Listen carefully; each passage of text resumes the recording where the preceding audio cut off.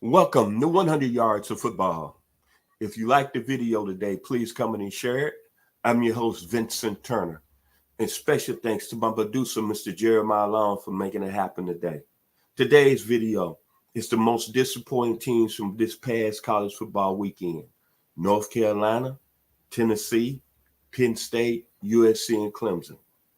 If you like the video today, please come in and share it. The definition of disappointment is failed to fulfill the hopes and expectations. Well, I'm going to start with the first team on the list, the North Carolina Tar Heels. Last week, they came in after a big win over Miami. They were ranked number 10 in the country. But this last Saturday night, they gave up 228 yards rushing and 3 touchdowns to Mike Hollins, the running back out of the University of Virginia. And they lost their football game, 31-27. And what I was thinking about the disappointment of Mac Brown because he's from Cookeville, Tennessee, and I was giving him all the love last week. But I'm going to tell you something. On March the 6th, 1836, David Crockett, another great Tennessean, died at the Alamo.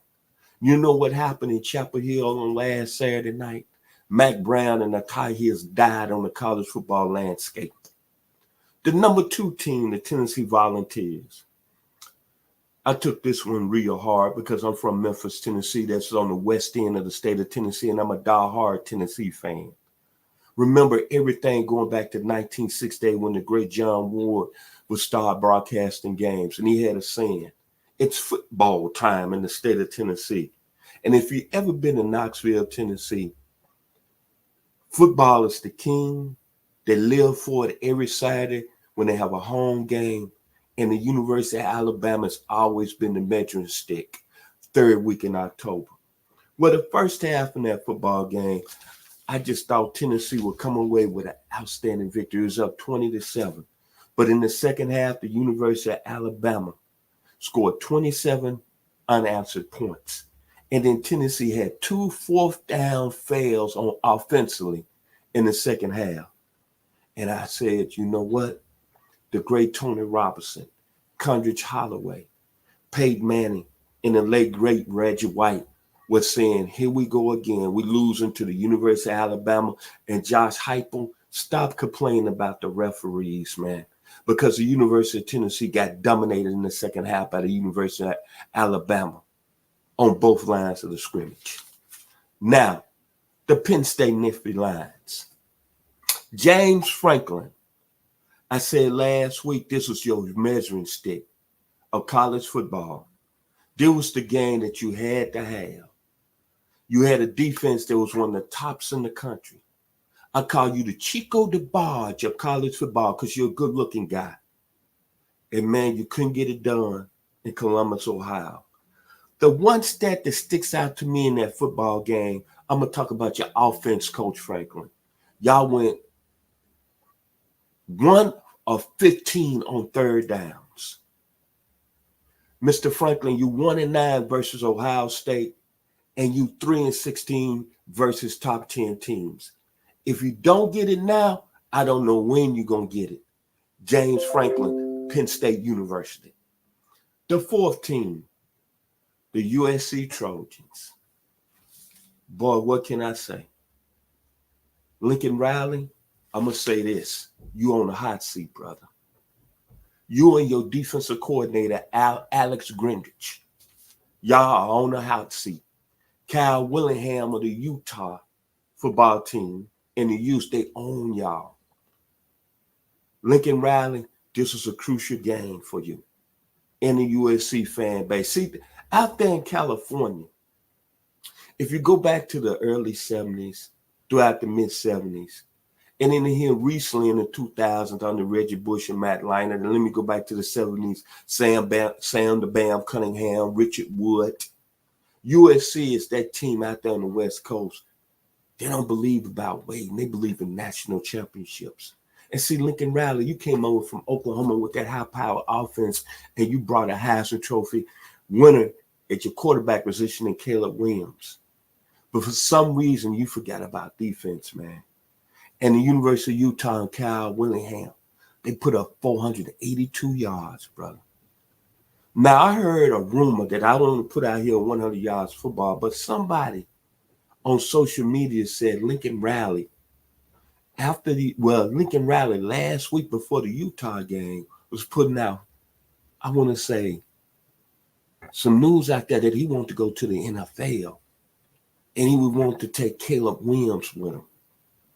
So I'm looking at the Chicago Bears, a team that might have the first pick, that's probably might be looking for a coach. The Las Vegas Raiders might be looking for a coach. That's kind of interesting. But right now, the USC Trojans, you're not California, y'all ain't. It's not no more the city of Compton. Lincoln Riley, you took that money. And USC is out of the running for a national championship. And Caleb Williams might shut it down. He might not play another down. The final team, the Clemson Tigers. Dabo Swinney. I like Dabo Swinney. I like his story. I like what he's done at Clemson University. 2 national championships in his regime as the head coach. They blew a 10-point lead against Miami in the fourth quarter on Saturday night. But I'm trying to figure out, Clemson, where are they at? They've struggled at the quarterback position, man. And this year, I've seen a lot of football teams that are very talented. Clemson should not be losing football games when they have running backs fumbling on the 1-yard line. When they constantly are one of the top college football teams in the country that's turning the ball over. And I'm looking at their running game. They're not able to run the football in certain games. And you're talking about a university that's had Terry Allen, Kevin Mack, Kenny Flowers, Travis Zachary, Travis Etienne, Cliff Austin, Chuck McSwain, and they had 31 rushes, and 34 yards last Saturday night against the University of Miami. Dabo Swinney, I want to know right now, what is your next move? Because the Clemson Tigers still have NFL talent on the roster. Matter of fact, I went to a lot of NFL draft boards for 2024. Jeremiah Trotter Jr. is listed as a first-round pick. Nate Wiggins is listed as a first-round pick.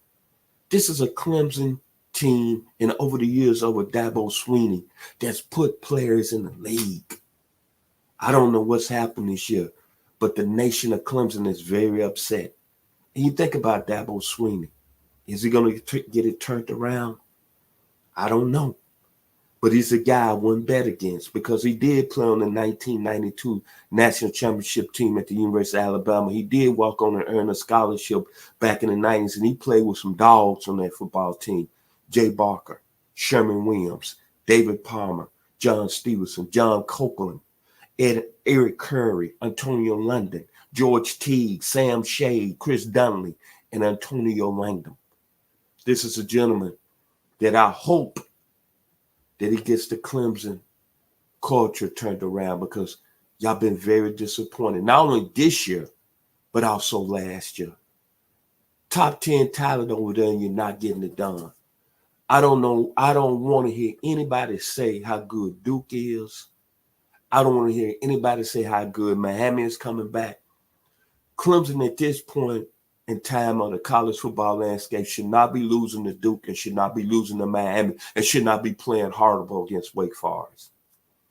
If you like the video today, please come in and share it. I'm your host, Vincent Turner. Special thanks to my producer, Mr. Jeremiah Long, for making it happen today. I surely appreciate it here on 100 Yards Football. The definition of disappointment, failure to fill the hopes and expectations. God bless 100 Yards of Football.